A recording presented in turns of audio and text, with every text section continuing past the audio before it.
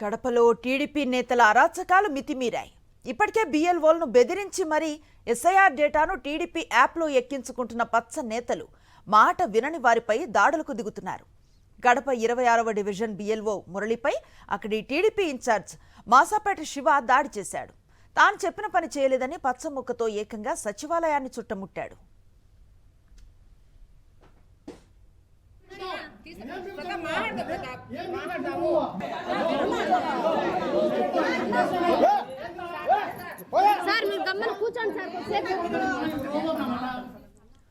ఖాళీ enumeration forms నింపలేదని BLO మురళిపై విచక్షణారహితంగా దాడికి దిగాడు టీడీపీ నేత శివ.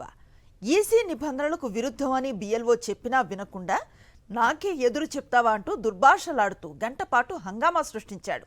తోటి సచివాలయ సిబ్బంది చెప్పినా వినకుండా వీరంగం సృష్టించాడు. తమపై దాడి చేశారని బిఎల్ఓ ఉన్నతాధికారులకు సమాచారం అందిస్తే కనీసం ఒక్క పోలీసును కూడా సచివాలయానికి పంపలేదు. అనంతరం అక్కడి నుంచి వెళ్లిన బిఎల్ఓ మురళి కార్పొరేషన్కు చేరుకొని కమిషనర్కు ఫిర్యాదు చేశాడు. తనపై అనవసరంగా దాడికి దిగిన వారిపై చర్యలు తీసుకోవాలని డిమాండ్ చేశాడు. మరిన్ని అప్డేట్స్ కోసం ఛానల్ను సబ్స్క్రైబ్ చేయండి. నోటిఫికేషన్స్ కోసం బెల్ ఐకాన్ పై క్లిక్ చేయండి.